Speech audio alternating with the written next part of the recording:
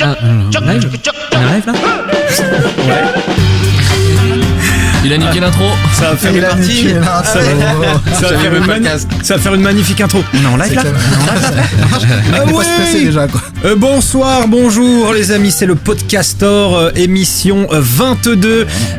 Bonsoir mesdemoiselles, bonsoir mesdames, bonsoir messieurs et bonsoir Grégory. Salut. Comment ça va? Bah, très bien, écoute, je suis en plein jet lag. En plein de jet lag? Ouais, j'étais à Houston la nuit dernière. À Houston? Ouais, Houston, Texas. yes. Ok. Qu'est-ce que tu faisais de beau?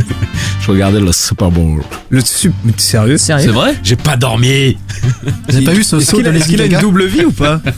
Mais c'est trop bien. Eh ouais, c'était bien, ouais, Le c'est mec, bien. il était chez sa mère à Jouy-en-Josas, tu vois, qu'est-ce qui nous emmerde? Ah bon? Oui, en Josas. Avec Tom Brady. T'es pas venu tout seul Avec aujourd'hui, Josette. Grégory? Je suis pas venu. Non, je suis venu avec un pote. Ah non, oui, je suis venu avec ma fille. Je suis venu avec un pote. Non, en fait, mais c'est c'est ma fille. gentil de le. Non, un podcast, j'allais dire. Mais oui. Non, il est venu Oui. avec sa fille. Je suis venu avec Emma, qui est une grande auditrice du C'est Podcastor vrai. et qui était déjà venue Et pour parraine. le deuxième. Ouais. du podcast. Parraine du Podcastor. Marraine. Tu nous parles de quoi aujourd'hui, Marraine. mon petit Greg? Ah oui, Les 18. Il a dit parraine. il a dit parraine. Non, mais moi j'aime bien. Marraine. Marraine parrain. Tu nous parles de quoi? Non, on recommence pas. Tu parles de quoi aujourd'hui, Greg? 5 minutes, on recommence. Je parle de pop culture d'hier, d'aujourd'hui et de demain. Super. À ta gauche, on retrouve le chinois bondissant. Hashtag Arthur. Comment ça va? Salut, ça va? J'aime bien ces petites intros. De quoi tu nous parles aujourd'hui, Arthur? Je vais parler de science. Ouais. Ok. De Actualité. science-fiction, de science physique, de science Ça va plaire à des Emma, ça. sports. De science derrière des objets d'actualité. Tu vois, Ok. tu vas voir. Ok, bon ça marche, Ça va être ça tease. Yeah. À ta gauche, on retrouve l'arabe volant, Omardo. Le chinois volant, on a l'arabe volant. Le racism trade. Ça va, Arnaud? c'est ça? Ouais, bah, écoute, Le Clermontois perdant. Écoute, oui, voilà, merci. Ça va et toi? Très bien. Qu'est-ce que tu fais quoi aujourd'hui? Tu Moi, présentes je des suis de podcasts, tu passage. fais les Je charts? suis de passage, je fais un petit chart. Puis à ce qui Cool. paraît, ça fait un mois qu'on parle d'un débat. Ouais. Donc, Enfin, voilà. on va y arriver. On va y arriver. T'inquiète pas, c'est cool. Et On l'aura enfin, teasé celui-là. à Les ta mecs gauche, sont au taquet. on a le filloniste volant en la personne de Monsieur Guillaume Jiquel. J'aime ma femme et tous ceux qui essaieront de lui nuire me trouveront sur leur chemin. Excellent, très bien. Putain, il le tient bien. J'ai Ouais, vu il une l'a excellente bien, il l'a photo bien. sur les réseaux sociaux, Pénélope Ikea, genre avec un fauteuil. Merci Greg. Donc Je pense que ouais, Guillaume, de quoi tu nous parles aujourd'hui? D'érotisme. D'érotisme? J'ai essayé de le dire le plus sérieusement possible. Non, mais ok. Ah, très c'est bien. toi! On kiffe les... ça va être encore sapiosexuel, ça va être limité. Omar l'a dit aujourd'hui, donc on va avoir, comme d'habitude, chers auditeurs, vous parler de podcasts. Bien entendu, on est là pour ça. On va avoir droit, bien entendu, aux Podcast News. Ouais, je les ai appelés comme ça, les Podcast News. Podcast News, le podcast Délibération, comme d'habitude. On aura également donc les charts de Omardo tout à l'heure, le débat, puisqu'aujourd'hui on a dit qu'on faisait enfin un débat, et ça sera l'intitulé de notre débat, c'est qu'est-ce qu'un podcast indépendant? Et pour répondre à cette question, on a reçu une petite aide aujourd'hui. On va recevoir une petite aide puisqu'on aura David aka Daddy the Beat, c'est ça, The Beat, B-E-A-T, hein, bien entendu, pour ceux qui connaissent le hip-hop américain, qui est l'un des instigateurs du podcast Jogging Bonito. Il sera avec nous tout à l'heure en direct, presque différé de Houston, Texas. Donc bon les amis, juste avant de commencer, de passer aux news, justement, j'ai envie de vous dire joyeux anniversaire les gars. Joyeux anniversaire. Tapez dans vos Il est mains, où ça le fait gâteau plaisir. avec la femme La femme nue dedans? Pardon. Voilà, donc tu vas essayer de ne pas oublier que tu as ta fille qui est Oui. derrière toi dans ce studio, donc calme-toi. Oui les gars, ça fait un an qu'on existe. Un an. Est-ce que c'est un an jour pour jour? À Là, 3 on jours près. On à 3 jours on a près. uploadé le 1er février, un truc comme ça. D'accord, là on enregistre le 6. On a presque un an, j'ai envie de dire joyeux anniversaire Grégory. Merci. Joyeux anniversaire Arthur. Merci. Joyeux anniversaire Omar. Joyeux Joyeux anniversaire, c'est ça. anniversaire Guillaume. Merci. Voilà, c'était très long et un peu chiant aussi. Je suis heureux d'avoir un nom. Et tout de suite, chers amis, sans plus attendre, donc, et pour fêter notre anniversaire, on va passer au Podcast News. Et on commence d'ailleurs ces news, chers amis, avec du nouveau contenu, puisque le tout premier podcast du néo-label Riviera Ferraille, lancé par notre ami Henri Michel, eh bien il est sorti. Ça s'appelle Ref Nécessaire. C'est un podcast historique dans lequel son auteur Clément André Oli, nous fait revivre les exploits des plus grands personnages qui ont marqué notre histoire. Une émission drôle, immersive, au ton volontairement décalé qui veut du bien à notre culture générale. Alors il y a déjà 2 épisodes qui ont été consacrés à Christophe Colomb et Jean-François Champollion qui sont déjà sortis. Allez checker puisque c'est assez cool. Toujours dans la série Nouveau Venu, on note l'arrivée de Chiffon le podcast, une émission qui parle de mode via les interviews d'hommes et de femmes qui parlent des tendances et surtout de leurs tendances. Donc Stan Smith s'abstenir. On change de domaine pour parler foot et on dit bonjour à Mon Petit Gazon. Pour ceux qui ne connaissent pas Mon Petit Gazon ou MPG pour les puristes, c'est un site qui vous permet de créer une ligue de foot fictive entre potes. Alors ça commence par le mercato et ça se poursuit sur les terrains où les performances des joueurs de la ligue dépendent de celles des joueurs de la vraie vie. Bref, Mon Petit Gazon vient de lancer son podcast histoire de distiller quelques petits conseils aux joueurs. Le premier épisode intitulé Valise Time vous apprendra à réaliser un mercato parfait. On enchaîne avec une bande de nanas qui, elles, pour le coup, ne sont pas des nouvelles venues dans la podcastphère. Badass, le super podcast féminin, est enfin de retour. Le premier épisode de la 2e saison est disponible. Il s'appelle Ragnagna Rock et c'est, je cite, la rencontre improbable entre la triste réalité de ces quelques jours d'enfer qui annoncent nos règles, enfin pas les miennes du coup, mais les leurs, et notre culture pop, toujours friande de références mythologiques. Vous nous aviez manqué, les filles. On termine ces news avec PodCloud. La célèbre plateforme a officialisé la venue d'un nouvel algorithme de calcul de popularité. Une formule qui prend en compte l'upload d'un nouvel épisode, les nouveaux arrivants dans la podcastphère, la régularité de l'upload et la progression d'audience. Bon, après, je crois qu'il y a d'autres trucs à prendre en compte, mais comme je suis une grosse brêle en maths, rendez-vous sur le blog de PodCloud où tout est très clairement expliqué. À noter que nous, on est 12e de ce classement. Voilà, c'était le petit moment masturbatoire. Ego trip, exactement. Et puis on conclut ces news juste pour vous dire qu'il y a eu 2 reportages télévisés qui ont été faits sur le monde du podcast, j'ai du mal. Le Tube de Canal+ donc a réalisé un reportage qui s'appelle Podcast, les nouveaux programmes à la conquête du monde. Et puis il y a RFI et son atelier des médias qui se sont également intéressés à la podcastphère. Allez sur les sites de RFI et de Canal+, le Tube, pour pouvoir voir en sur replay. Exactement. Voilà, pour pouvoir voir en replay tous ces fabuleux reportages sur la podcastphère. Voilà les amis, ça c'est de la Podcast News rudement menée. Est-ce que ce serait pas le moment de la question à la con, histoire de savoir qui va gérer cette émission. Alors,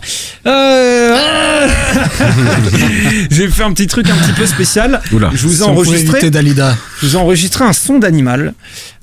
Et vous allez devoir me dire de quel animal il s'agit. Trop bien. Une réponse par personne. Quoi, on fait quoi? On fait un truc où on essaie d'être un peu dans les règles ou on fait le bordel et on s'en fout? Moi j'aime bien le bordel. Ok, on fait un truc bordel. Donc vous me dites, je vous passe. Attention, écoutez bien. J'ai l'impression d'être Jean-Luc Reichmann. C'est un peu. Putain, Guillaume, il est tellement concentré.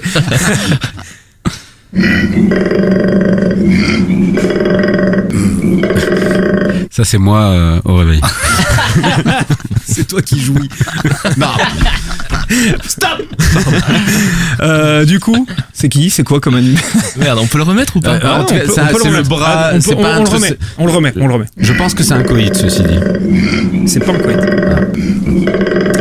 Alors, t'es pas loin, c'est pas un coït, mais c'est le cri que pousse un brame, le animal cerf. Le cerf pour qui un brame, appel un au truc coït. comme ça, comment on C'est pas appelle le- ça? C'est pas le cerf. Le C'est pas crapaud. C'est pas le cerf qui brame, Non, c'est pas un crapaud. L'élan, Ouais, Non. j'allais dire ça. Le renne. le renne. Non.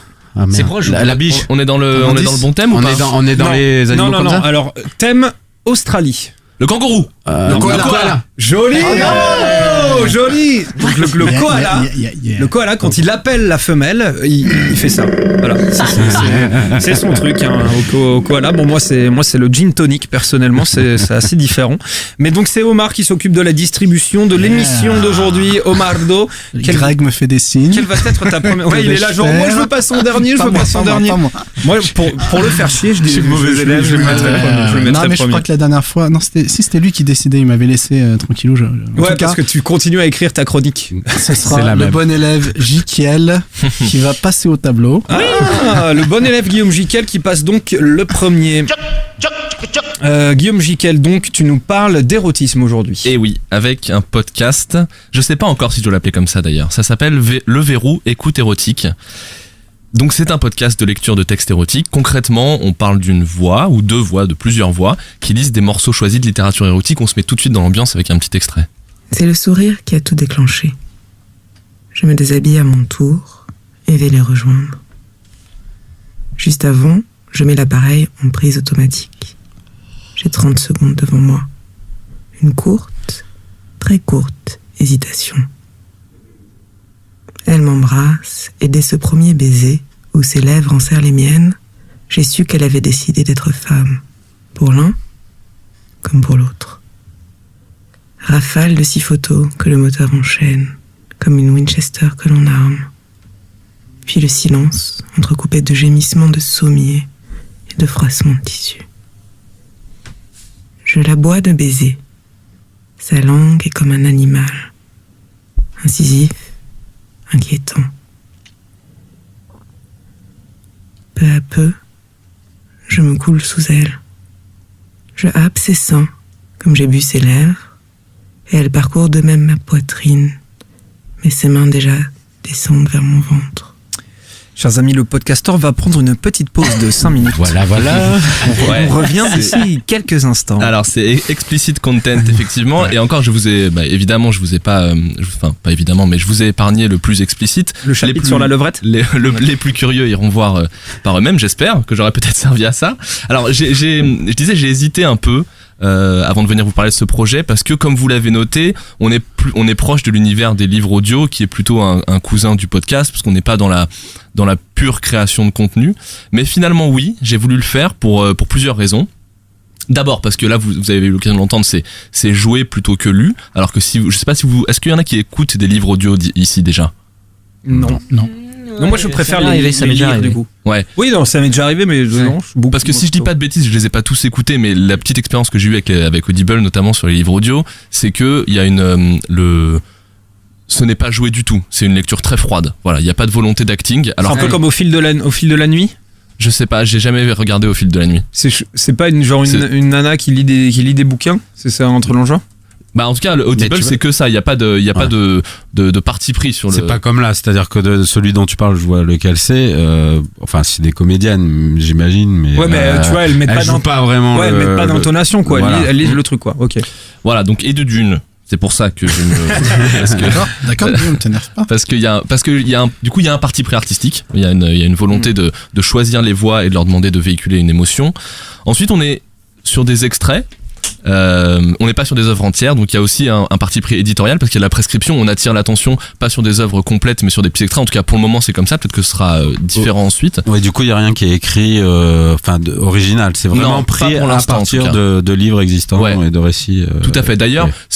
c'est la volonté. Alors je suis pas suffisamment érudit pour juger, mais c'est de prendre une littérature qui se veut être une littérature érotique de qualité. Voilà, ceux qui connaissent seront peut-être familiers avec les noms. Il y a Florence Dugas qui est dont est extrait l'extrait que vous venez d'écouter, Pauline Réage, François Ray et Studio Anaïs 404. et Forcément, non, mais elle me grattait, excusez-moi. et Anaïs Nin ou Anaïs Nin, je sais pas comment on dit, Anaïs Nin, je pense. Voilà, donc il y a 4 extraits pour le moment qui sont issus d'une littérature voulue de qualité. J'ai aussi voulu vous en parler parce que je trouve ça très intriguant comme projet pour le moment. Ce qu'on sait, c'est que c'est 2 trentenaires parisiennes qui le portent, mais pour le moment, elles préfèrent rester anonymes, en tout cas de ce que j'ai pu trouver. C'est assez peu accessible, c'est pas sur les agrégateurs qu'on utilise habituellement. Si vous voulez les écouter, il faut aller sur le site qui est le-verrou.fr. Il y a que 4 extraits disponibles, donc on se demande si c'est un peu un teasing de ce qui va se passer ensuite. Est-ce qu'il va y avoir justement des créations originales? Est-ce qu'il va y avoir des œuvres entières qui vont être disponibles? Et puis vous verrez quand vous y allez, l'univers se veut assez élégant, mais l'univers visuel du site, il est très épuré, mais il est beau. Il y a des belles photos. La manière de naviguer est très simple, très très épurée. Donc c'est assez agréable. Et puis moi j'ai trouvé ça vachement intéressant. en termes de concept est assez innovant par rapport à ce que propose l'érotisme ou l'érotique, je sais pas comment il faut dire aujourd'hui.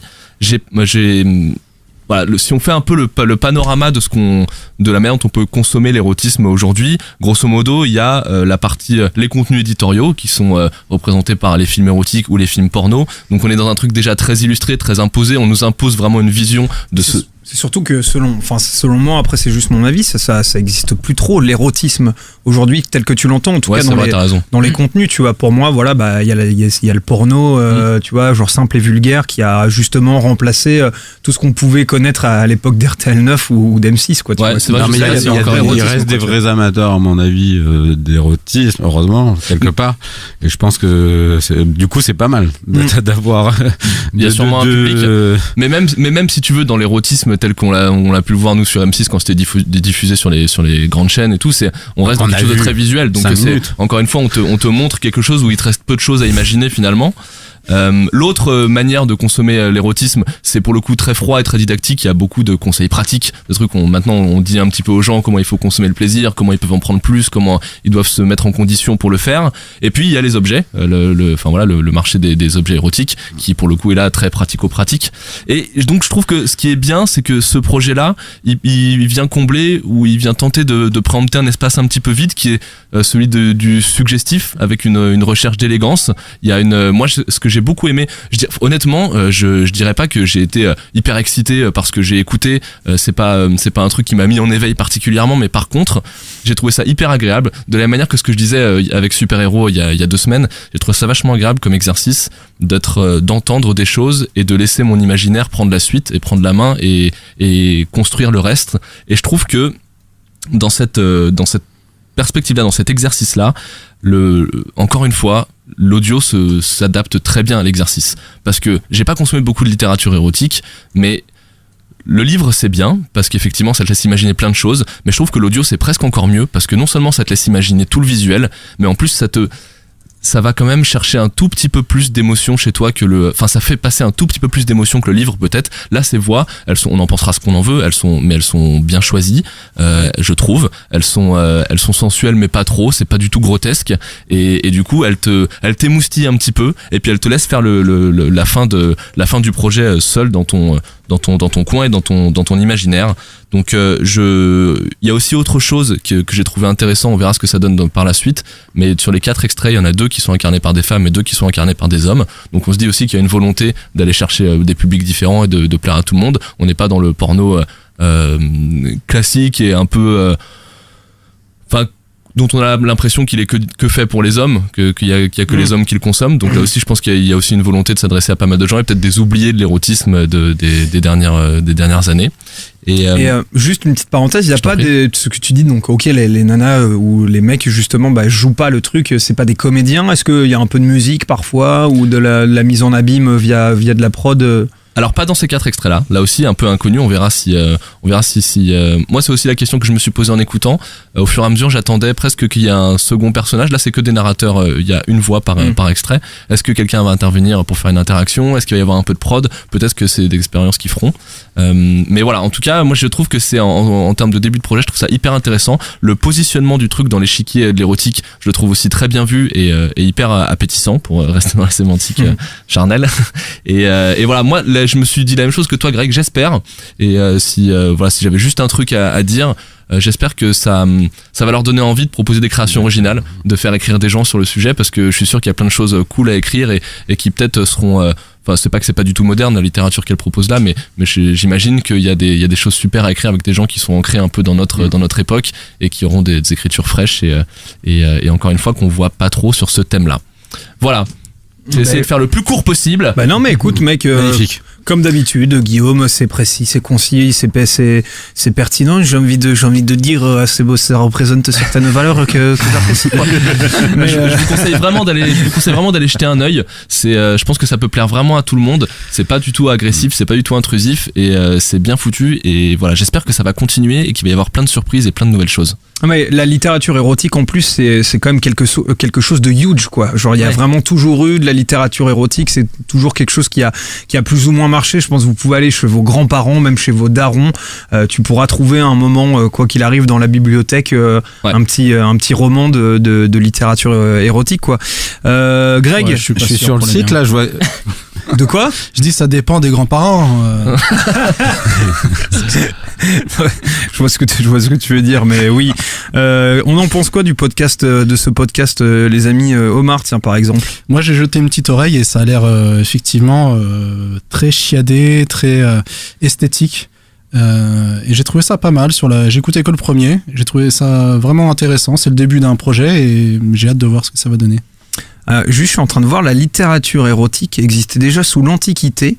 D'ailleurs, il y avait un mec qui s'appelait Aristophane. Voilà, c'est 445 avant Jésus-Christ qui a écrit des poèmes érotiques. Je trouve c'est un bon hashtag Aristophane. Ok. Et toi, mon petit Arthur? Moi, je trouvais ça super cool. J'ai vu le film de Park Chan-wook récemment qui s'appelle Mademoiselle. Dedans, il y a une scène de lecture érotique japonaise. Et elle fait une lecture du Marquis de Sade. Je sais pas si vous êtes familier avec cet auteur d'érotisme un peu brutal, je pense, des années 1800. Et ça m'a fait penser à ça et c'est bien de savoir que ça existe encore quoi. Tu peux pas aller voir 50 Shades of Grey comme tout le monde. Le 2 plus sombre. Alors là, on peut dire parce que quand tu parles du Marquis de Sade, c'est la référence parce que la référence du verrou, je crois, je veux pas dire de bêtises, mais la référence du verrou vient du tableau de Fragonard qui était un peintre érotique et qui peignait à la même époque que le Marquis de Sade et qui justement était le pendant soft de Sade qui était très dur, très cru dans son écriture et dans sa manière de décrire, alors que le verrou, l'œuvre de Fragonard, notamment le verrou, qui est resté comme un symbole de la peinture érotique, était la partie soft. Donc ça représente aussi, je pense, assez bien, le nom qu'elles ont donné au projet représente aussi assez bien cette volonté d'être dans le suggestif et l'élégant. Voilà. Est-ce que tu savais que Marquis de Sade était un vrai enculé en vrai? Tu veux dire littéralement? Oui, littéralement. On lance un débat alors. Non, pas du tout. Mais c'est un truc, d'ailleurs, il est disponible en audiobook. C'est Michel Onfray qui a écrit un bouquin que j'ai lu. Et il est disponible en audiobook justement sur YouTube que je vous conseille. Ça s'appelle La Passion de la méchanceté. Et justement, il fait comme ce qu'il avait fait avec Freud à l'époque où il avait fait Le Crépuscule d'une idole, où il détruit un petit peu le Marquis de Sade en disant que c'était loin d'être un génie intellectuel à l'érotisme et justement c'était un porc. À la liberté. Voilà, il explique par exemple, c'est un mec qui recevait des prostituées, et oui, très bien, mais puis qui les tuait, qui les enterrait dans son jardin aussi. C'est moins cool comme érotisme. C'est plus Guy Georges quoi, comme façon de voir la sexualité. Et toi, mon petit Greg, t'as fait ça? Écoute, oui, je suis curieux. Moi, j'ai envie de dire, j'y jetterai les deux oreilles et la queue. Mais non, mais tant qu'on y est, monsieur. Tu vas planter les banderilles, bien sûr. Rester dans le vocabulaire tauromachique. Non, mais oui, non, mais je suis très curieux parce que c'est toujours intéressant. C'est des formats, et en plus quand on tombe pas dans juste faire en gros du cul pour du cul, si je veux continuer sur la thématique un peu vulgose, c'est intéressant. Et c'est un peu, on a vu, je pense qu'effectivement c'est un sujet qui se prête à tous les médias, on va dire, et à tout le monde, mais qui peut être très bien traité dans le podcast. On l'a vu, j'ai plus les noms en tête, mais de podcasts qu'on avait traités auparavant. Et là, ce côté un peu, effectivement, si ça peut en plus être un petit peu émoustillant, pourquoi pas. Ça s'appelle comment, mon petit Guillaume? Fais-nous un petit récap là, qu'on soit sûr. Alors ça va vite, ça s'appelle Le Verrou, lecture érotique. Il y a que 4 extraits disponibles pour le moment que vous pouvez aller écouter uniquement, à moins que j'ai raté quelque chose, mais uniquement sur le site dédié au projet, le-verrou.fr. Merci bien, mon petit Guillaume. Mais de rien. Suite de l'émission, suite des podcasts, cher Omardo, c'est toi qui as remporté la compétition, puisque tu as deviné que ça, Une fois que je remporte quelque chose. c'était un koala, cher ami. Et du coup, qui vient C'est maintenant? l'eucalyptus qui leur donne. On va faire un tour de table, on va continuer ce sur ma grain de droite poids. avec Arthur. Ouais. Allez, Ça marche. Très radiophonique ce que je viens de dire. exactement, Arthurus. Allez, c'est parti. Alors, mon petit Arthur, tu vas nous parler de science aujourd'hui. Exactement. C'est la manière dans laquelle Ramène ta science est présentée. C'est présenté comme un podcast, disons, de la vulgarisation scientifique. Mais il y a seulement 2 épisodes en fait sur en ligne. Et c'est 2 épisodes sur le vape, donc la cigarette électronique, et le Soylent. Je sais pas si vous êtes pas du tout familier avec ça. Bah voilà, c'est parfait parce que c'est la manière dont ils commencent leur podcast avec un sondage dans la rue qui demande à chacun qu'est-ce que c'est que le Soylent. Est-ce que vous avez déjà entendu parler du Soylent ? Merde, pas du tout. Quoi ? Attends, du Soylent ? Vous écrivez ça comment ? Ça doit être à base d'insectes, je pense. Mais... Je sais pas s'ils arriveront à garder les mêmes saveurs qu'on peut avoir dans des vrais aliments. Des fois, j'ai pas l'envie, le temps ou la place pour me faire correctement manger. Donc si ça peut me permettre d'avoir un apport correct, c'est bien quoi. En tant que secours, ouais, ça pourrait être très pratique. J'aime trop manger et non, j'arrive pas à remplacer la nourriture par de la poudre.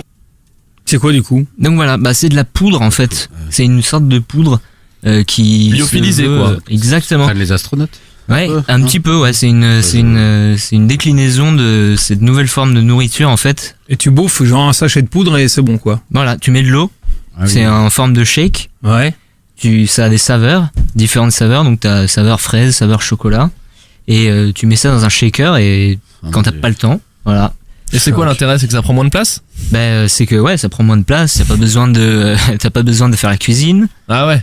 Ce serait galé drôle, un top chef avec HMS. Alors aujourd'hui, on va te faire un soy check à la fraise, c'est magnifique. Alors là, on incorpore l'eau, et là, on a la poudre, et puis c'est bon, quoi. C'est bon. Et donc voilà. Et donc voilà. Donc ça parle ah oui, pardon. Comment manger sans plaisir. Tu vois, donc il y a des avis partagés, tu vois, sur le sujet. Ça peut passionner quand même. Ouais, donc voilà, et donc ça traite cette diversité d'avis sur le sujet, ça répond à beaucoup de questions, et donc ça semble s'axer sur des sujets sur des objets plutôt vie quotidienne. Du quotidien, mais un peu contemporain, d'actualité, un peu qui veulent changer les habitudes de tous les jours chez les gens. C'est un peu futuristique et donc c'est de la vulgarisation scientifique, mais par rapport à ce type d'objet. Ok. Pour expliquer ce type de science, ils ont donc il y a la Clémence la host qui fait des interviews, et le docteur Saucisse qui est un spécialiste en chimie. Le docteur Saucisse. Voilà, c'est le nom du mec. Et il a l'air de s'y connaître dans le sujet, parce qu'il a même un master en chimie. Et donc il explique par exemple super simplement et efficacement le procédé chimique qui fait fonctionner la cigarette électronique dans cet extrait. Allez, docteur Saucisse, c'est toi qui t'y colle. Le propylène glycol, c'est quoi ? Alors le propylène glycol, Clémence, c'est une petite molécule assez simple. Elle est composée de 3 carbones portant 2 fonctions alcool. Une fonction alcool, c'est simplement un oxygène portant un hydrogène. Et ce propylène glycol, est-ce qu'il a des propriétés intéressantes ? Alors oui, il a des propriétés intéressantes. C'est une molécule qui est très stable, donc avec une température d'ébullition de 188 degrés, et qui a une température de dégradation qui est supérieure. De plus, il va pouvoir se vaporiser à plus basse température. C'est notamment un des effets qu'on recherche. On va pouvoir former ce nuage, cette vaporisation à une plus faible température. Il a aussi une propriété qu'on recherche pour la cigarette électronique. Il provoque une légère irritation de la gorge. On va récupérer cette sensation de fumée de cigarette qui est obtenue avec la cigarette traditionnelle. Donc voilà. Ok. C'est intéressant et c'est expliqué. Donc ça commence avec une explication scientifique des molécules. On parle de molécules, tout ça. Moi, j'aime vraiment pas la chimie. J'aime pas les molécules, moi. Moi, je suis comme toi. Je suis un mec, j'aime pas les molécules. Elle déteste ça. Exactement. Et au final, tu comprends quand même que les fonctionnements derrière la cigarette électronique. Et moi, j'ai écouté ça avec mon avis de noob du podcast un peu. Allez, arrête, sois pas comme ça. Putain. Non, c'est vrai, je connais pas. J'avoue, mec. Reste avec nous, quoi. Et je trouvais ça riche. Il y a plein d'invités, il y a plein de contenu. Et j'en ai parlé à Omar qui lui en fait m'a dit que I'm Omar and I approve this message. Ah, voilà. Et donc Omar like this. Tu m'as dit ah ouais, mais ça se vaut digne d'un podcast complètement professionnel de chez France Radio. C'est clair. Et ouais, et donc c'est genre chers auditeurs, quand vous entendez Arthur qui s'éloigne et qui d'un coup fait oh hey, c'est qu'on essaie de c'est parler qu'on lui a rappelé qu'il faut parler dans le micro. Non mais c'est vrai, pour rebondir sur ce que tu disais, c'est la particularité de ce podcast, parce que je l'avais écouté et j'avais même failli le traiter moi-même. Il faut toujours qu'ils disent qu'il a vu les trucs avant les autres. Ouais. C'est incroyable, putain. Ouais. Ça va être comment Star Wars épisode 8 Il l'a vu. Non mais c'est génial parce que effectivement ils font des interviews, ils ont beaucoup de spécialistes et ils vont dans le fond du sujet. Ouais, exact. C'est exactement ce que j'allais dire. Tu vois. C'est impressionnant pour un podcast indé. Ouais. Donc il y a des invités qui viennent et qui répondent à toutes les questions qu'on peut se poser sur ce genre de nouvelles technologies. Et par exemple dans cet extrait 3, on peut écouter un spécialiste parler dire des choses sur les dangers de la vape, de cigarette électronique. La cigarette électronique, de la vapote. De la vape. Pour les plus français d'entre nous. Ah, c'est la vapote, ok. C'est difficile, on pourra jamais garantir que la cigarette électronique c'est inoffensif comme tout. Reste que pour le moment, on a quand même une base scientifique qui a pas l'air de démontrer un gros problème, pour peu bien évidemment que les liquides soient faits dans les règles de l'art, qu'il y ait des contrôles de température et que le produit lui-même soit bien fait. Mais ça c'est comme tout, c'est comme une bouteille d'alcool, s'il est frelaté, ça va pas être bon quoi. Mais bon, on peut raisonnablement penser que disons en termes de risque, ça équivaut à rouler à 140 sur autoroute quoi. À côté de ça, le pneumologue me disait que une cigarette c'était rouler à contresens quoi. Voilà. Belle analogie. On adore les analogies automobiles. Ça me donne trop envie d'aller fumer une clope. Ça, c'est pas mal, ça. Merci de nous faire passer pour un gros con. On fume tous ici. Nope. It doesn't approve this message. C'est vrai. Fuck yeah. Et bon voilà, donc ça se trouve sur, donc ça s'appelle Ramène ta science. Ouais. C'est Clémence, Dr Saucisse et Fastkill qui font ça pour Geekzone. C'est un site de communauté de geeks où il y a des articles, des tutos, des podcasts. C'est très varié et super. Ok, écoute, merci beaucoup mon petit Arthur. Yep. Arthur, qu'est-ce que vous en avez pensé autour de la boîte au Mars? Toi, c'est bon, on sait que tu kiffes. Tu il aimerait dire qu'il y a 6 mois déjà, il avait tenu une conférence de presse pour dire que Pénélope Fillon avait touché 1,5 million d'euros. Je le savais. Il le dit depuis janvier 2015. Quoi.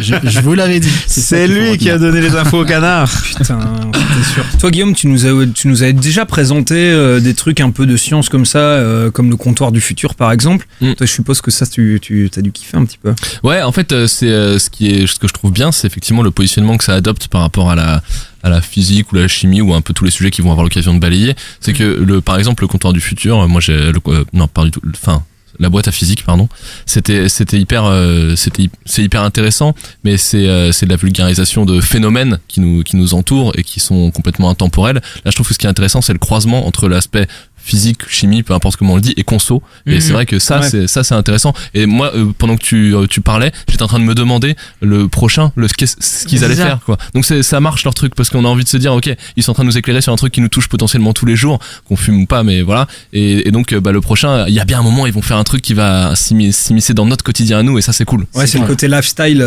Exactement, ouais, il y a un petit côté lifestyle, ouais. Et je tiens à préciser que j'allais le dire, ce que tu me dis. Je le savais. Oui, moi, ça m'intéresse évidemment dès qu'on peut apprendre certaines choses ou comme disait, j'ai pas mieux là-dessus à dire que Guillaume pour le coup. Voilà. Petit résumé comme ça là pour nos auditeurs, mon petit Arthur. Voilà, ça s'appelle Ramène ta science, c'est le podcast de la vulgarisation scientifique. C'est Clémence, Fastkill et Dr Saucisse qui présentent ça. Ça sort quand à peu près? Ça sort, alors là... le sujet qui fâche. Exactement, parce qu'en fait, vu que j'ai l'impression qu'ils prennent vraiment beaucoup de temps à sortir chaque épisode, parce que... En même temps, si les mecs à chaque fois ils partent en micro-trottoir et tout, tu vois... Ils ont micro-trottoir, ils ont donc tous les invités, tous les intervenants, il y a vraiment du contenu, donc... je saurais pas dire je crois qu'il y a presque 6 mois entre les deux premiers épisodes. Il y a 2 épisodes. C'est ça. Ok. Bon, ça roule. On va suivre. D'ailleurs, dans les news, on l'avait présenté comme presque un reboot. On se demandait si c'était arrêté ou pas quand le deuxième est sorti. On va suivre ça de très près, les amis. Merci beaucoup, mon petit Arthur. On passe à la partie que vous redoutez tous, la plus longue. Sans doute. Mais c'est tellement faux. Mais la plus longue. Autant j'avoue que vous avez été tous hyper courts aujourd'hui, mais à chaque fois en général, j'arrive à la fin après des. Non, je dis ça parce que je regrette ton premier extrait de 2 minutes 30. C'est justement parce que je vais laisser parler le podcast. Très bien. Vas-y mon petit Greggs, tu nous parles de Zik aujourd'hui ? Non. Non, du tout cette fois. Enfin, ici, pardon, il y en a un peu, pardon. Oui, t'as raison. Ah, mais oui, parce que t'avais écouté le début de l'extrait tout à l'heure et t'as fait tout s'explique. Il est allé chercher son vieux Sergio. Eh oui. Donc oui, il y aura effectivement un peu de musique, puisque, comme je le disais tout à l'heure quand tu me l'as demandé, c'est un podcast dont je vais parler qui parle de pop culture. Dans plusieurs époques et donc forcément dans la pop culture on retrouve de la musique, mais pas seulement. Alors ce podcast s'appelle Retour vers le Turfu. Alors rien à voir avec les canassons, hein, c'est bien un rapport avec le film, la fameuse trilogie que l'on connaît tous, Retour vers le futur. Donc c'est une bande de potes qui font un podcast, qui le disent eux-mêmes. C'est pour ça que je vais me permettre de répéter sur leur page de présentation, un podcast amateur. Alors, je pense que d'ailleurs ça reviendra un peu dans notre débat de tout à l'heure. Hein. L'amateurisme dans le podcast, finalement, en tout cas en France, il est quasiment partout, puisque il y a très peu de professionnels, de gens qui gagnent de l'argent, mais en tout cas il le précise et je trouve c'est pas mal parce qu'effectivement on est dans ça et on a vu depuis qu'on fait ce podcaster qu'il y a deux grands styles, enfin en tout cas pour moi qui se dégagent dans les podcasts. Il y a encore une fois le reportage audio ou les gens qui vont en extérieur et ceux qui comme nous se retrouvent autour de micros et qui parlent de leur passion, qui vont commencer à digresser un peu sur plusieurs sujets. Voilà, alors c'est un podcast qui est assez récent puisqu'il date de novembre dernier et il y a actuellement 7 épisodes. Et il est assez récent et moi ce qui m'a donné envie en fait de le voir, je vais préciser qu'en fait c'est en regardant justement des recommandations de PodCloud. Voilà, je fais une petite pub pour eux parce merci que PodCloud. Voilà, et en voyant ce podcast passer et du coup en regardant le podcast, en regardant le nom des épisodes, surtout, ça m'a donné envie parce que voilà, il traite de sujets qui m'intéressent. Et à commencer un de ces épisodes, qui est l'épisode, non, je ne sais pas, mais qui date de décembre, traite de une de mes passions, qui est Serge Gainsbourg. Et donc ces garçons autour de la table, à mon avis, ils ne le précisent pas. Tu es passionné par Serge Gainsbourg. Oui, enfin c'est plus qu'une passion, c'est presque de l'amour. Et j'aime bien ce petit rire. C'est presque de l'amour. Merci de le souligner. Tu vois, les vite, t'as envie de rajouter le son du enfin bref, voilà. Sergio. Donc la bande parle de Serge Gainsbourg dans un de ses podcasts et ils reviennent un peu sur toutes les époques, donc c'est intéressant. Et juste on va écouter l'extrait et je reviendrai après pour vous expliquer ce que j'en pense. Gainsbourg, au début je détestais. Ouais. Et il a moi aussi tellement... à la fin même. D'ailleurs pourquoi parce qu'on en revient mais c'est intéressant, mais pourquoi tu le détestais en 2-3 lignes? Alors parce que Six Sex and Son c'est le seul que je connaissais, pour moi c'était de la merde. C'est vrai, ça aide pas. Et un jour j'ai entendu une émission où du coup il parlait de culture etc, et avec un artiste, je me souviens plus qui c'est, mais qui a fait de la merde en fin de carrière, et du coup le présentateur a dit en fait c'est comme si s'arrêter à Six Sex and Son de Gainsbourg alors qu'il a fait plein d'autres choses. Et là je me suis dit ok, je vais commencer à regarder un petit peu. Faut savoir que au jour d'aujourd'hui j'aime pas tout Gainsbourg, mais je sais que plus tard je vais aimer tout Gainsbourg. C'est à dire que chaque fois que je commence, Gainsbourg je le découvre vraiment petit à petit. Ça doit faire 7-8 ans que j'écoute Gainsbourg. Et voilà, il y a des choses que c'est tout récent quoi. Non, pas vraiment. Enfin, dans ma courte vie, c'est. Ah, mais justement, je vannais en fait. Enfin, moi, je suis le mec du premier degré. Tu dis que t'es au tout début. Tu dis que t'es au tout début. Ça fait déjà 7-8 ans que t'es dessus, quoi. Ouais. Mais c'est parce que vraiment, il y a une grosse partie de sa carrière que je comprends toujours pas en fait. Et je pense pour aimer Gainsbourg, faut le comprendre. Mais c'est ce qui m'interpelle dans ce que tu dis. Comment tu peux être sûr d'aimer tout Gainsbourg plus tard? Parce qu'il y a plein de choses que j'adore aujourd'hui. Et que je me dis mais comment je faisais pour pas aimer quoi. Bordel, t'es con ou quoi. et du coup je me dis ça et je me dis ah ouais mais, et du coup c'est un peu de l'anticipation à me dire mais ce que j'aime pas dans 5 ans, 10 ans, je me dirais, mais pourquoi t'as pas aimé ça, quoi? C'était génial. C'est intéressant, c'est intéressant. Je pense que tu pourras revenir un peu plus tard là-dessus, sur tes impressions. Exactement. Et c'est surtout qu'il a couvert tellement de styles différents, toujours en gardant sa patte, que du coup, il y a des styles qui nous touchent plus ou moins en fonction de l'époque de sa vie. Il y a des choses qui me touchaient pas du tout il y a un certain moment, qui me touchent maintenant, en fait. Donc, encore récemment, par exemple, l'album Percussion, j'aimais pas du tout la world music, et aujourd'hui c'est quelque chose qui me passionne vraiment, que j'écoute beaucoup, tout ce qui est musique chinoise. Alors là dans Percussion c'est pas musique thaïlandaise, etc., mais tout ce qui est asiatique j'aime beaucoup, et je me mets un petit peu aussi à musique nigérienne, etc. Et dans Percussion justement le sujet est légèrement traité. Donc voilà, c'est des albums comme ça par-ci par-là que j'aimais pas et que je me mets à aimer, en fait. Voilà. Et donc c'est Maxime là qui présente en fait ce sujet sur Gainsbourg, et tous leurs épisodes sont un peu faits comme ça, c'est-à-dire qu'il y a un des intervenants qui fait un peu toute la biographie, ou en tout cas le déroulé du sujet dont il parle, et tout. Et ce que moi j'ai trouvé hyper intéressant, ce qui m'a plu au final en écoutant ça, c'est alors il y a pas mal, je le dis parce que, et là je joue mon côté passionné, je leur dis gentiment, il y a quand même pas mal de petites coquilles sur ce qu'ils disent, mais parce que je suis un obsessionnel, donc forcément je les relève. Je pense que tout le monde ne les relèvera pas, mais c'est justement super intéressant parce que je pense qu'on est pas de la même génération, qui sont plus jeunes, donc ils ont pas vécu la période Gainsbourg, certaines périodes de Gainsbourg comme ceux qui l'ont vécu de son vivant ont pu le vivre, et pour moi c'est toujours intéressant de voir comment quelqu'un qui a 20 piges aujourd'hui ou 30 ans traite de choses qui se sont passées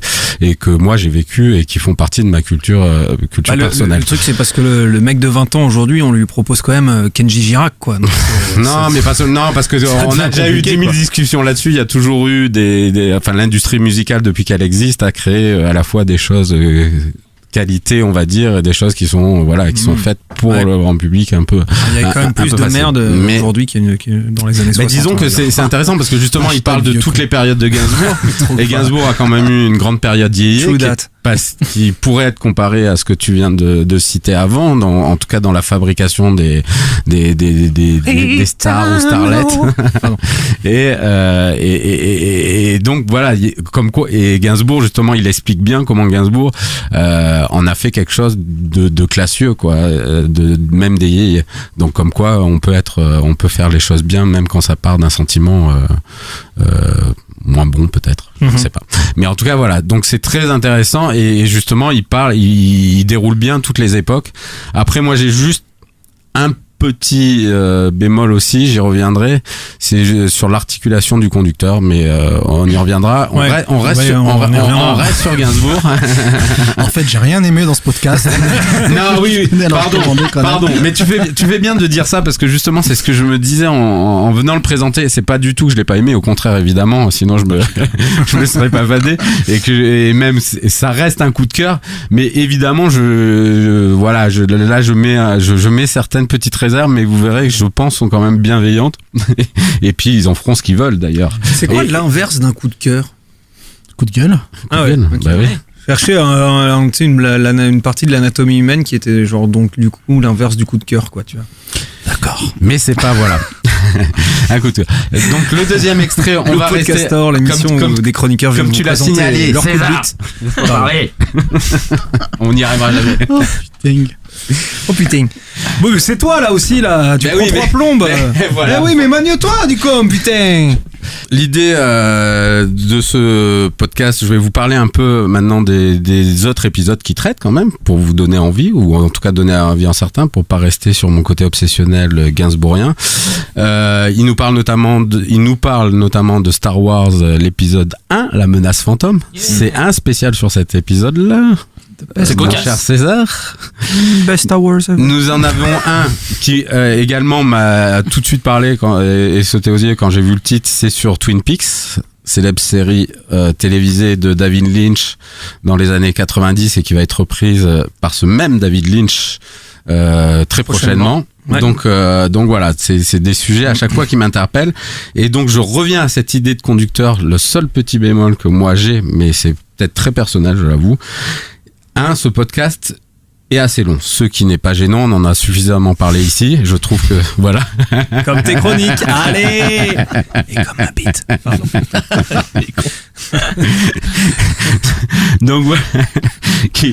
Donc il est assez long, donc ça en soi, évidemment, on sait maintenant que les podcasts, il y a pas de format et c'est sûrement tant mieux, mais il est à chaque fois en fait composé en 2 parties, on va dire, où ils font toute une partie justement actualité de la pop culture, leurs coups de cœur, leurs recommandations, ce qui peut être très intéressant et que j'aime beaucoup, mais le problème c'est qu'il commence, enfin pour moi, le problème c'est qu'il commence par ça dans le podcast, que ça dure assez longtemps, et quand vous allez chercher un podcast avec le titre Gainsbourg ou Twin Peaks ou Star Wars parce que vous êtes passionné de ces sujets-là, c'est vrai que c'est un peu compliqué de démarrer le truc voilà, et de pas avoir accès à cette partie-là.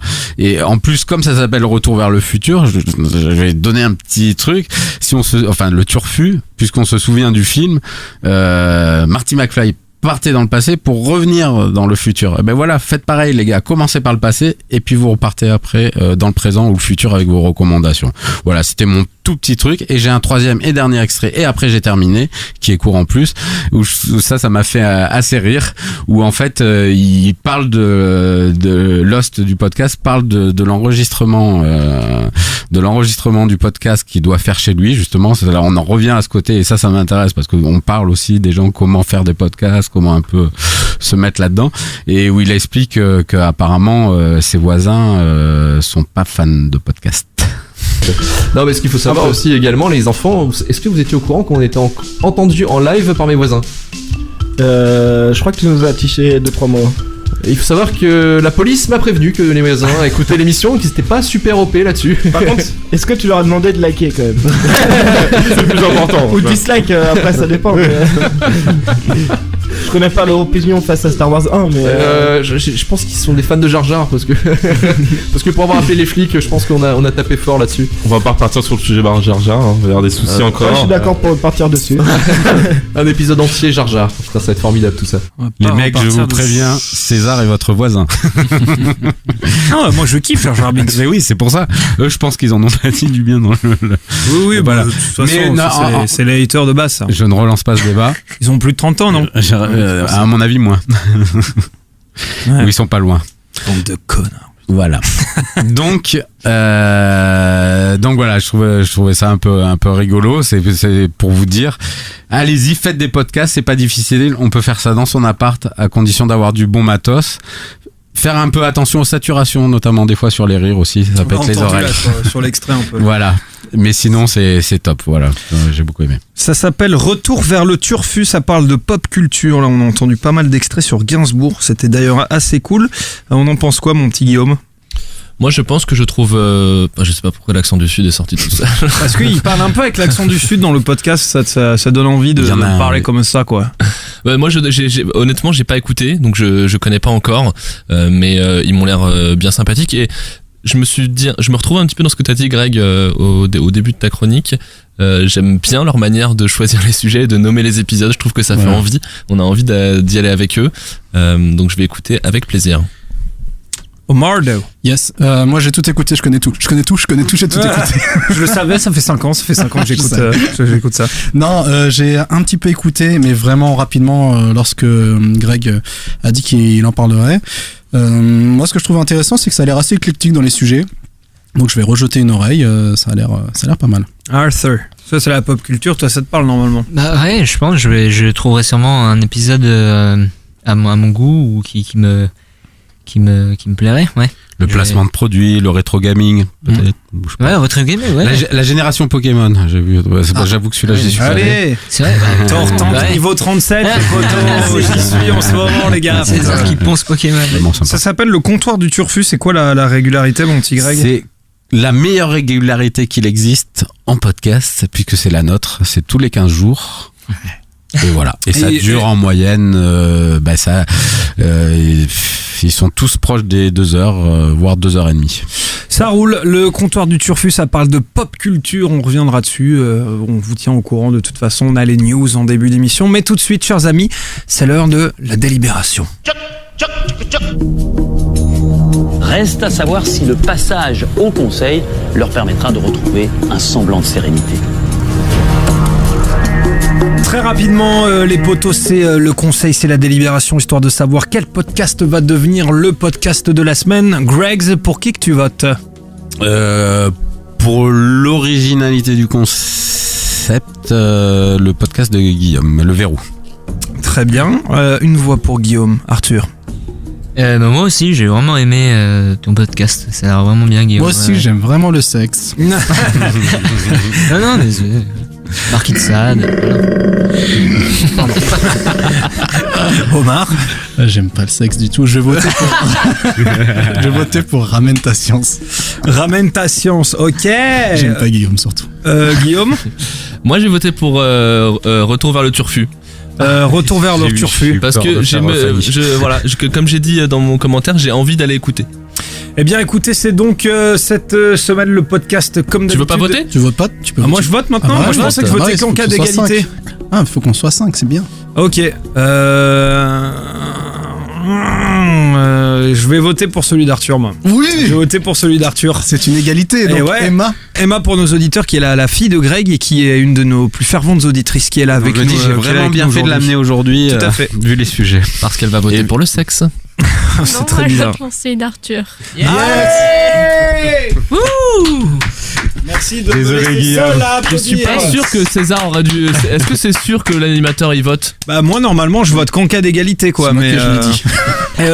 C'est quoi tu dois nous, vu que t'as gagné avec Ramène ta science, tu dois nous faire un petit coup de cœur comme ça culturel. Carrément. Est-ce que t'en as prévu écoute, vu qu'on était à égalité avec Guillaume et qu'il avait un podcast sur l'érotisme et qu'on parlait de ça, Marquis de Sade. Moi, j'ai découvert ça quand j'étais dans mes le viol psychologique. Mais tu arrêtes d'être grossier comme ça à chaque fois qu'on veut pas. J'aime. C'est comme ça que je putain de parle, mec. C'est ma manière de parler. Mais oui, mais bon, quand même. C'est comme ça. Tu vas kiffer Marquis de Sade. On le sait, tu vas kiffer Marquis de Sade. Mais non, Marquis de Sade en plus, il écrit même pas si bien que ça. C'est. Mais en tout cas, justement. Il est surcoté le match. Il écrit pas bien, mais il est brutal. Il est brutal, il est vulgaire. Ah mais je te continue. Ne te laisse pas emmerder par mon hipsterisme. Juliette et les malheurs de la vertu. C'est un roman de Marquis de Sade. Et non, ça raconte. C'est une histoire un peu sordide, mais ça raconte l'histoire d'une fillette qui vit des aventures érotico. Enfin voilà quoi. Enfin érotico. Vraiment sadomaso. Du sale, quoi. C'est vraiment sale. C'est vraiment très sale. 1800, 17e siècle. 1700, 18e siècle. Et c'est violent. D'accord. Et voilà. Et Emma, tu n'écoutes pas ce podcast avec ta maman, s'il te plaît. Je pense que ça va être les débuts de l'érotisme un peu, mais c'est incroyable, je trouve. Prémisse de la méchanceté, écrit par Michel Onfray, c'est le conseil d'Arthur aujourd'hui. Du coup, merci beaucoup mon petit Arthur et encore bravo pour cette petite award, le podcast de la semaine. Tout de suite, c'est le top 50, les amis.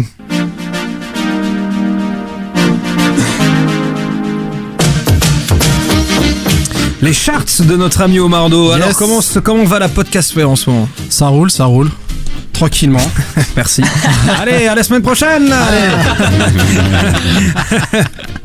Il me renvoie le jingle. Ça, c'est fait. Alors rapidement, parce que là on a fait très très long. Je vous rappelle les règles. Il s'agit du podcast Charts de toutes les émissions que nous avons traitées dans les précédentes émissions et qui sont disponibles sur iTunes. Donc la règle, c'est le plus de nouveaux avis, la meilleure note moyenne et les classements iTunes eux-mêmes. Donc pour la meilleure progression de la semaine, nous avons la boîte à physique que Guillaume nous avait présentée avec 24 positions en plus. Au passage, un petit big up aussi à la Diagonale du Vide qui fait plus 16. D'habitude on fait qu'une seule meilleure prog, mais là bon, c'était à souligner. Pour les entrées, Banquette qui rentre à la 12e place, donc le podcast sur le foot des nouvelles écoutes. Ensuite on a vraiment des entrées très hautes cette semaine, directement dans le top 10. Super Héros de Binge Audio avec cette super histoire d'Hélène que je vous invite à aller écouter si ce n'est pas encore le cas. On enchaîne avec la 9e place, avec l'apéro du Capitaine, le seul et l'unique. Vue du banc, qui est donc, là je suis pas organisé du tout, qui est 8e. 7e, le Cozy Corner, dont je vous avais parlé dans le précédent épisode, le podcast Pop Culture et Jeux Vidéo, 7e. Nomade Digital sur l'économie numérique et le voyage. Ensuite, nous avons 5e, Super Ciné Battle du Camus Robotics Podcast Universe, qui continue, qui est toujours dans le top 10. Nous avons ensuite Arte Radio, After Eight du même Camus Robotics et Riviera Détente, 2e, qui fait une très belle performance parce qu'il y a 33 nouveaux avis depuis notre dernier épisode. C'est plus que notre premier, qui n'en a fait que 30, la honte pour eux, qui est donc, vous le savez tous, 2 heures de perdu, qui cartonne toujours autant sur iTunes. Superbe. Chers amis, merci beaucoup mon petit Omardo. Avec plaisir. Est-ce que ce serait pas par hasard l'heure du débat? Il me semble que ça l'est, chers amis. Du coup, chers amis, chose promise, chose due, puisque ça fait environ 46 512 numéros que nous vous promettons un débat avec ce magnifique titre qui nous a été suggéré du coup par notre invité du jour. On en parle juste après. Qu'est-ce qu'un podcast indépendant? Et donc, qui nous a soufflé cette magnifique idée? C'est notre poteau David, aka Daddy the Beat, et c'est l'un des joyeux lurons de Jogging Bonito. Il est en direct avec nous, chers amis. Oui. Salut à tous. Salut podcasteur. Le happening du podcasteur, c'est notre premier invité. Un vrai, comme Grégory. Ouais, tiens, tu vas pas être déçu. Ah, putain, t'as pris le pire chroniqueur, David. Je disais que j'avais passé la nuit à faire du sport, à regarder du sport, pardon. À regarder du sport. Ok. Juste avant de commencer le débat, parlons un petit peu de Jogging Bonito. Ça consiste en quoi? Ok, Jogging Bonito, en fait, c'est un podcast de runisme, comme on dit. C'est un podcast qui traite de l'art de revêtir son plus beau survêt en peau de pêche, j'ai envie de dire, pour aller dépenser ses calories comme Grégory et se procurer des endorphines. Et se procurer des endorphines, en fait. Ça, c'est les endorphines, c'est l'orgasme du coureur à pied. Vous les connaissez peut-être pas et c'est bien dommage. En fait, c'est une émission mensuelle qui dure environ 1 heure. Donc environ le temps pour Guillaume de faire 15 km, j'ai envie de dire. Voilà. Et donc nous sommes 4, une animatrice, 3 chroniqueurs. J'ai pas dit une amatrice, une animatrice et 3 chroniqueurs. Et nous débattons de 3 sujets qui sont liés au running, ses dérivés, son environnement, sa culture. Et pour bien visualiser, en fait, nous sommes les coureurs que vous avez l'habitude de klaxonner et à qui vous criez cours Forest. Ah non, pour moi c'est cours enculé. Mais d'accord, c'est la variante. C'est la variante. Est-ce qu'il est en mode vulgos aujourd'hui? Du coup, mon petit David, tu nous as suggéré un petit débat. Je vais arrêter de dire podcast, un petit débat qui s'appelle qu'est-ce qu'un podcast indépendant? Genre, c'est quoi un podcast indépendant? On va en parler avec toi. Du coup, toi, commence. Dis-nous, pour toi, c'est quoi un podcast indépendant, justement? Est-ce que tu es indépendant, toi, David? Non, mais déjà peut-être d'où t'es venu cette idée? Pourquoi ce sujet? Pourquoi t'as eu envie de nous proposer un sujet pareil? Là, je sens que vous me tendez un piège. En fait, vous l'avez sans doute entendu, comme certains de vos éditeurs, Studio 404 a sorti une émission spéciale Noël dans laquelle ils invitaient un tas d'acteurs de la scène de la podcastphère. Yes. On y était. Voilà, et vous y étiez. Et donc il y avait différents types d'acteurs. Voilà, c'est ça. Et nous, ce qu'on se disait, c'est que la scène, la podcastphère avait bien changé, notamment si on prenait en comparaison le podcast de Noël de 404 de 2015. Et donc on s'est dit, les choses sont en train d'évoluer, les podcasts sont en train de se professionnaliser et est-ce qu'ils vont rester ce qu'ils étaient, est-ce qu'ils vont changer, comment vont-ils changer, et donc la question c'était à se professionnaliser de cette façon. Est-ce que on pourra toujours parler de podcast indépendant ou podcast amateur aussi? Mais moi, si vous voulez mon avis, être indépendant, c'est avant tout contrôler son business et sans dépendre du financement d'un groupe commercial. Voilà. Donc, pour moi, c'est avant tout ça. Donc, c'est aussi avoir une liberté de ton, une liberté de format, une liberté de création. Donc, je pense que cette définition, elle est à peu près, tout le monde pourrait la valider, à mon avis. Non, on est plutôt d'accord avec ça, quoi. Bon, le débat est fini, on se casse. Allez, salut David, merci beaucoup. Et parfait, c'était rapide. Merci Forest. Non, mais en plus, enfin, dans ce que j'ai noté dans cette préparation de débat, c'est surtout plusieurs questions en fait qui découlent de qu'est-ce qu'un podcast indépendant. C'est à partir de quand on considère que t'es plus indé, justement. Est-ce que le financement, justement, la question de ce financement, ça vient, elle vient se poser à l'intérieur de est-ce que tu restes indé, est-ce que tu restes pas indé, est-ce qu'on peut considérer les mecs qui ont un label comme par exemple Binge Audio, alors que c'est un label indépendant mais qui fournit plusieurs podcasts, est-ce que c'est parce que tu as un label indépendant, est-ce que tu restes un podcast indépendant? Toutes ces questions-là s'opposent. T'en penses quoi, toi, Guillaume? Moi, ce qui m'interpelle un peu dans ce que vient de dire David, c'est que la question du financement, moi je suis d'accord. C'est vrai que à partir du moment où tu dépends d'une source pour produire, on peut considérer que tu peux être sous influence. Mais la question qui en découle et qui concerne vraiment la manière dont les podcasts sont en train de se structurer, c'est de quel financement on parle. Est-ce que le financement par des auditeurs, par exemple, te met un fil à la patte aussi ou pas? Parce que typiquement, est-ce qu'on peut considérer que des labels, ou on les appelle comme on veut, qui se sont financés, d'ailleurs il doit y avoir une différence entre les deux, via un crowdfunding ou qui sont financés via un Patreon, donc plutôt par abonnement, est-ce que que eux considèrent d'ailleurs, parce que c'est ça qui est important, est-ce que eux considèrent dans leur processus créatif qu'ils doivent quelque chose aux gens qui les ont financés? Typiquement, moi j'aimerais bien, ça m'intéresserait de savoir par exemple, je pense que j'interprète peut-être, mais ceux qui sont passés par un crowdfunding, c'est peut-être la raison pour laquelle ils le font aussi, c'est qu'ils considèrent qu'ils doivent rien derrière, parce que finalement ils vendent un projet et puis après ils disent aux gens confiez-nous votre investissement et faites-nous confiance pour en faire le mieux.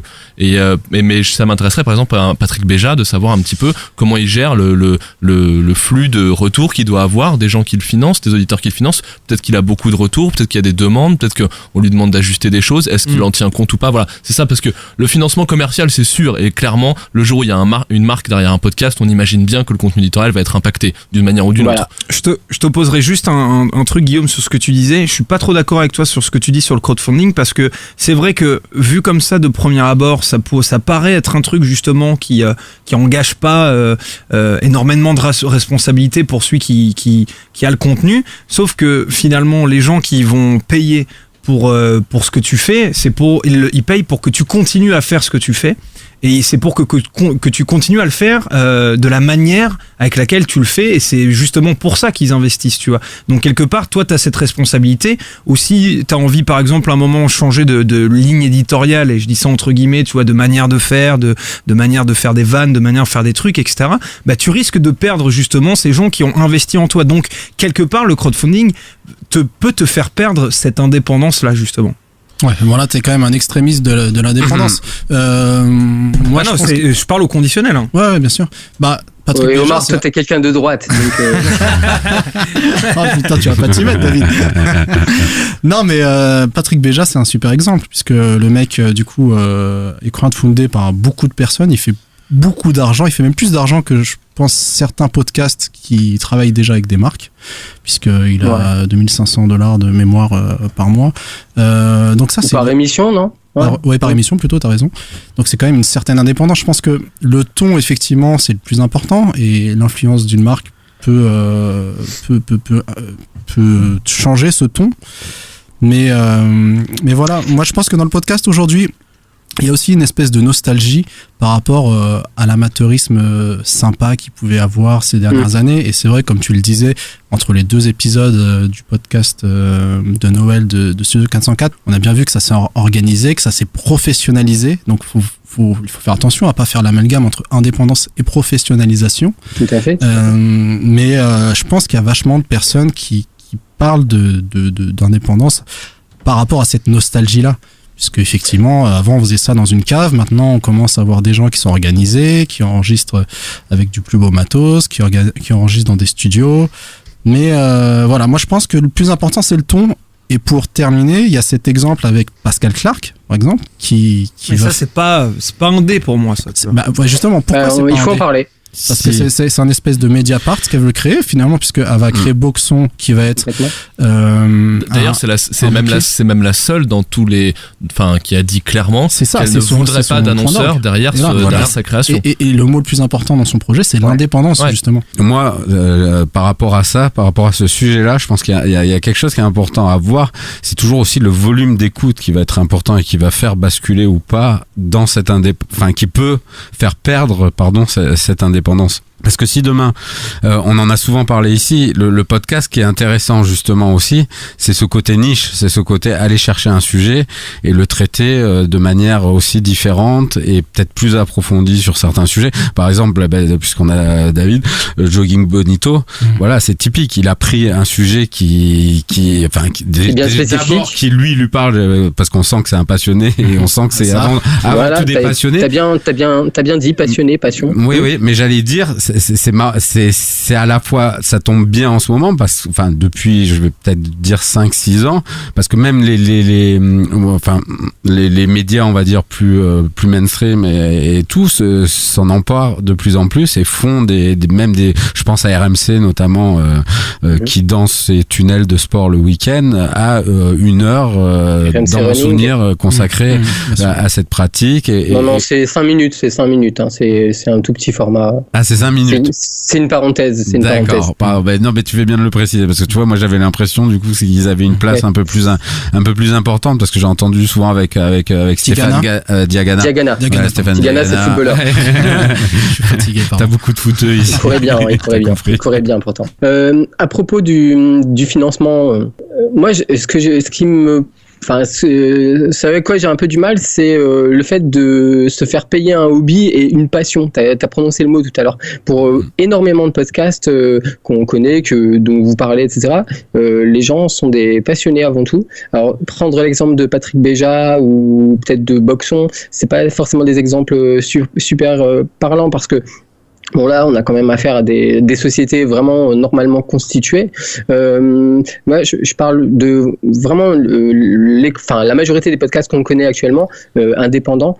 Ce que j'ai un peu du mal à comprendre, c'est pourquoi dès que ça commence à fonctionner,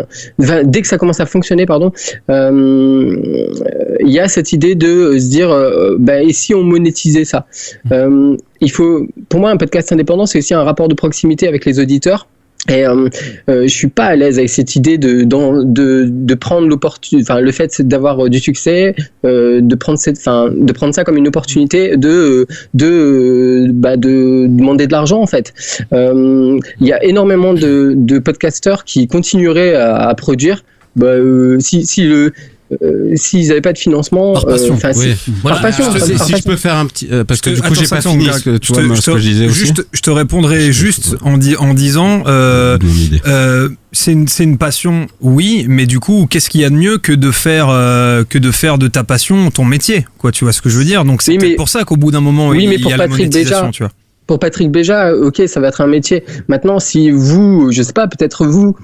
Si vous décidez de faire un Patreon ou un Tipeee, ce sera pas forcément votre métier. Vous êtes aussi, voilà. Et ben donc justement avant le podcast, c'était référence aux bières, guitare au générique. Maintenant tout c'est un peu, j'ai l'impression que c'est un peu lissé. Dès que t'es un peu vulgaire, on te tombe dessus.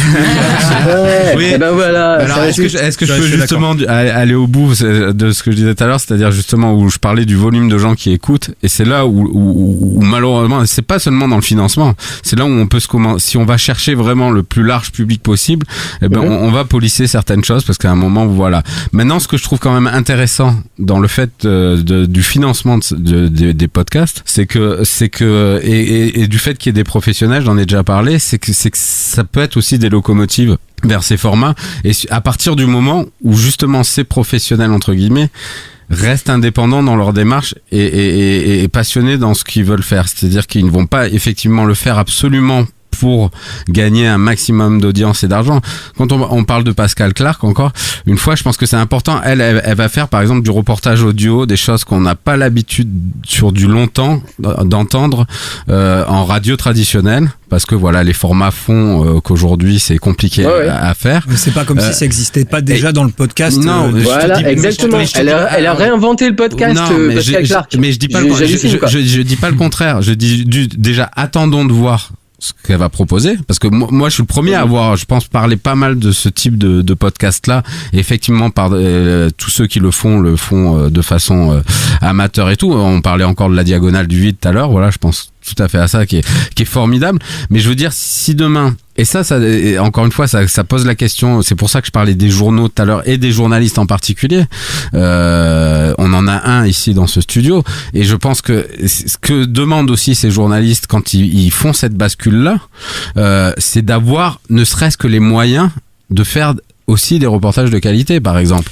Aller, par exemple, je sais pas si demain Pascal Clark veut nous faire quelque chose sur les États-Unis depuis l'élection de Trump, en allant dans les endroits où il y a eu son vote, ben il faudra qu'elle paye son billet d'avion, faudra qu'elle paye. Enfin voilà, il y a quand même des frais quand on veut faire un podcast de qualité, et la qualité est quand même importante pour l'écoute. Il faut jamais l'oublier, quoi. Les gens qui nous écoutent, ils ont envie d'avoir aussi je pense un bon son, quoi. Ils ont envie d'avoir un bon son, mais est-ce qu'ils ont envie de quelque chose d'uniformisé, non, je dis pas ça, je dis vraiment pas ça, parce que encore une fois, c'est dans le style d'écriture.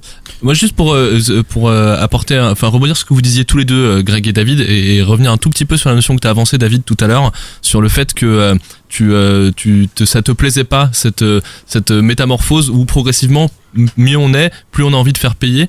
Moi, je voudrais proposer peut-être juste une autre d'inverser la vision des choses et de dire que ce que je trouve bien dans cette tendance-là, en tout cas ce qui peut être positif à mon avis, c'est que il y a globalement une grosse défiance des gens envers les médias qui nous nourrissent aujourd'hui mainstream, qui sont justement dans des logiques d'annonceurs publicitaires pour la plupart, et je trouve qu'il y a un vrai intérêt à ce que les gens, les auditeurs deviennent des clients directs de leur podcast, parce que qui se comportera du coup comme un média, et je trouve que ça tire le sujet vers le haut, parce que les gens, en étant clients, peuvent se permettre d'être exigeants, et du coup si ça prend bien, on a une sphère de podcast avec des sujets très spécifiquement traités, donc avec beaucoup d'expertise, et les gens qui vont décider de devenir clients de ces podcasts vont pouvoir exiger un niveau de qualité qui, à mon avis, pourrait tout tirer vers le haut dans la manière dont on s'informe aujourd'hui à travers ce média-là. Donc je vois pas forcément ça comme une perspective négative. C'est un peu une perte d'indépendance, ce que tu dis quand même. Mais ouais, mais je trouve que c'est alors moi, du coup, je suis pas très à l'aise avec cette notion d'indépendance et de dépendance, parce que je trouve que cette perspective-là, elle est bénéfique pour la qualité de ce qu'on va écouter. Moi, je voulais juste poser la question je voulais juste rebondir sur une notion que tu as donnée, Omar, que je trouvais intéressante, c'est justement pas faire l'amalgame entre indépendance et professionnalisation. Mais il faut pas faire l'amalgame, mais je pense qu'on peut tracer des lignes, parce que se pose la question de la métamorphose, quoi. Forcément, au bout d'un moment, quand tu passes comme tu dis, je fais des podcasts pour déconner dans ma chambre et ça marche, je commence à monter un truc avec du financement, donc à m'organiser, donc à essayer d'acheter des micros, des machins, des trucs, tu vois. Au partir du moment où t'es dans ta chambre ou dans ta cave et tu t'enregistres des trucs à la cool, et que forcément le fait que ça marche pas, tu t'en foutes. À partir du moment où tu commences à prendre des risques, à t'investir dedans, peut-être à démissionner de ton taf pour en faire ça, il y a quand même énormément de choses qui changent. Du coup, se pose pour moi la question de la métamorphose, tu vois. Et ça, et c'est juste pour terminer, la métamorphose est-ce qu'au final on va perdre en nature, dans la nature même du contenu, comme quand tu vois un groupe de musique qui faisait de la musique dans leur cave et qui faisait des petits EP qui s'autoproduisaient, c'était trop bien. Et à partir du moment, à partir du moment où ils signent, où ils sont signés, tu vois que leur premier album, il a quand même plus rien à voir et ça devient un peu de la shit, tu vois. Est-ce que ce serait pas le sens de la vie? J'ai envie de chanter le Roi Lion là. Non, mais en tout cas, ce qui est sûr, c'est qu'en musique, ça s'observe. Il y a énormément de groupes. Moi, personnellement, je connais un peu la scène hip-hop de groupes qui s'autoproduisaient pendant longtemps, et le jour où ils ont signé, leur son, il s'est amélioré. Le son a vraiment grossi. Par contre, il s'est vraiment lissé, il s'est uniformisé par rapport à l'offre du marché. Voilà. Donc Moi, mon idée, c'est pas de dire c'est mieux avant le succès, c'est mieux. C'est pas ça. C'est juste dire veillons à garder la liberté de format, la liberté de création et la liberté d'expression. Voilà. C'est une très bonne conclusion. Mais effectivement, pour faire le rapport aussi avec tout ce qui est musique, et je pense qu'il y a une espèce d'évolution, de cercle, du cool, entre guillemets. Moi, ça me fait penser à une industrie qui est très proche du podcast, qui est celle des radios, puisque dans les années 80, il y avait les radios libres, les radios pirates, qui sont... Voilà, c'était quand même une époque, moi, que je n'ai pas vécu, mais tout ce qu'on en a dit, mais là, ça avait l'air magnifique. On est peut-être en train de vivre, on a peut-être vécu déjà l'âge d'or, entre guillemets, du podcast. Demande à Greg. Aujourd'hui, des radios pirates des années 80 sont devenus des groupes médias énormes, les énergies, les machins, même Nova qui était encore cool il y a 10 ans. Aujourd'hui, il y a beaucoup de critiques qui lui reprochent d'avoir trop de pubs, etc., d'être dans un grand groupe. Donc, mais ce qui est beau, par contre, ce qui est intéressant, c'est que en parallèle de ces évolutions, il y aura toujours des gens qui mettront en avant l'indépendance au sens, pour le coup, plus amateur, passion, fait de petits moyens, mais avec beaucoup de passion, encore une fois, tout simplement. Et je pense que c'est juste une évolution qu'on est en train de vivre, mais qu'il faut prendre le positif et éviter et avoir conscience de tout ça. Je voulais justement rebondir par rapport à ça aussi pour conclure, mais pour moi en tout cas, mais c'était par rapport justement, j'allais partir sur cette idée des radios et des radios libres. Effectivement, le parallèle est excellent parce que c'est un peu ça, mais il faut savoir que justement par rapport à ce parallèle, il y a une grosse différence à mon avis avec le podcast, c'est que si tu es petit, tu resteras petit. Si tu veux pas grandir, tu grandiras pas. Mais tu auras toujours moyen d'être écouté. La différence avec les radios, ce qui s'est passé avec les radios, c'est qu'il y avait la limitation des fréquences à l'époque. En tout cas, il y avait une grosse limitation des fréquences qui fait que les petits qui ont voulu rester petits sont morts parce qu'ils étaient tributaires d'autorisation de fréquence, et que dans ces autorisations il y avait l'aspect justement commercial et le nombre d'auditeurs que la radio pouvait potentiellement amener avec elle. Alors après on a créé des associatives, on a créé d'autres choses, mais les canaux étaient beaucoup plus serrés. On n'a pas parlé on aurait pu faire juste mention de l'article sur internet qui était sorti il y a quelques temps où c'était un top 10 des meilleurs podcasts, et les podcasts étaient tous des podcasts France Inter, France Culture, ça a été le sujet d'un de nos débats, ça. Oui, c'est ça. Bon, voilà. Mais nous, c'est pour ça qu'on a pris le parti de parler en grande partie, des fois on parle de certaines émissions de radio, mais en grande partie, depuis qu'on fait ce podcast, de ce qu'on appelle les podcasts natifs. C'est-à-dire, c'est là où, pour moi, c'est des indépendants, quoi qu'il en soit. Mais ce qui est bien, c'est que Internet a brisé toutes ces barrières d'antenne, etc., et que tout le monde peut faire son podcast. Guillaume, petit mot de conclusion? Et les moyens de production. Non, moi j'ai dit ce que j'avais à dire. Je trouve que Omar le résume assez bien. Il faut pas être, je pense, obsédé par cette notion de dépendance, indépendance. Et à mon avis, il y a plein de tri à faire, mais plein de bonnes choses à venir dans cet essor du média. Moi, ma conclusion, ce sera simplement par rapport au contenu, qui est de quoi qu'il arrive. Je pense que quand tu fais un contenu, que ce soit de la musique, que ce soit un podcast, que ce soit de la peinture, il faut toujours. Pour moi, il faut toujours faire en sorte que tes fans des premières heures soient là, même si tu as connu un succès interplanétaire. Je pense que c'est le plus important. C'est que même si tu as grandi et que tu es passé de 100 auditeurs à 10 000 ou 40 000, il faut que les mecs qui étaient là dès le début, ils soient toujours là, et que du coup il y ait une métamorphose qui soit positive ou qui en ait pas eu du tout, et que c'est ça qui ait marché pour toi, quoi. David, c'est quoi ta conclusion? Moi, ma conclusion, c'est de dire que je vous aime beaucoup, Podcastor, et que je vous invite à continuer à fond ce que vous faites. Vous nous faites découvrir de super podcasts, en particulier La Diagonale du Vide, que j'ai adoré. Et donc, j'embrasse au passage Benoît, qui est formidable. On embrasse tous. J'ai envie de dire aussi, arrêtez de faire gagner des points dans les sondages à Emmanuel Macron, hein. Et puis, parlez un peu plus un peu plus du podcast de Gérard Filoche. Bah, non, mais attends, t'as pas compris, ça avait rien à voir avec le fond sur Macron, c'était juste la formule, mec. Allez, on relance le truc, c'est pas possible. Bon, Grégory, rendez-vous sur la piste d'athlée. Hein. Oui, bien sûr. Je m'y prépare fortement, mais ça va être. Là, t'as un vrai challenge. Là, t'as un vrai challenge. Bon, David, tu vas quand même. On te trouve. Moi, il y a juste quand même une question qu'on lui a pas posée. Qu'est-ce qui vous a donné justement envie de faire des podcasts, de faire ce podcast et voilà. Comment ça arrivé ça, Jogging? En 2 mots, David. Nous sommes en partie des enfants de la radio libre, l'époque Super Nana que vous avez peut-être pas connu. Moi, je l'ai connu même personnellement. Ben voilà, et super. Et pour moi, d'ailleurs, son successeur, pour moi, c'est Henri Michel, voilà. Ah, bien sûr. Et puis toute cette énergie de communiquer à travers les petits podcasts de la première heure nous a donné envie de le faire. Merci mon petit David, tu nous accompagnes pour cette fin d'émission. Le Podcastor épisode 22, chers amis, c'est terminé. Ça a été long, ça a été dur, mais on y est arrivé puisque nous sommes bien entendu des génies. Voilà, on aimerait remercier c'est les personnes qui nous ont fait des recommandations. Je parle de Bolos FC qui nous a conseillé le Bolos Football Club, de Jacques Brel qui nous a conseillé Cactus l'émission, de Guillaume Vendée ou Vende, je sais pas comment ça se dit, qui nous a conseillé Vendée, qui nous a conseillé Relief le podcast, Tech Café Guillaume Vendée pareil, ou encore Monsieur Cerise pour Débattons d'Anguirou, ou encore la clique numérique. Continuez à nous envoyer vos suggestions les copains, ça fait plaisir. C'est sur Facebook, c'est sur Twitter, c'est sur Gmail lepodcastor@gmail.com. Simer mon petit Omardo, nous sommes partout.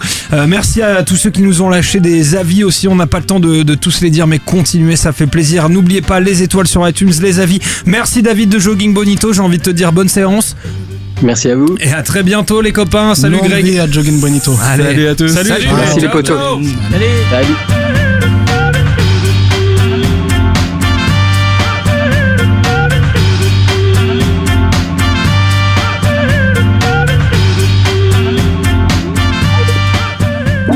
Salut.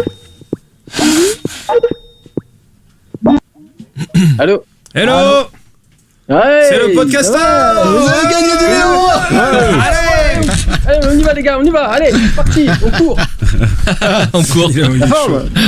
Est-ce que tu nous entends bien, David?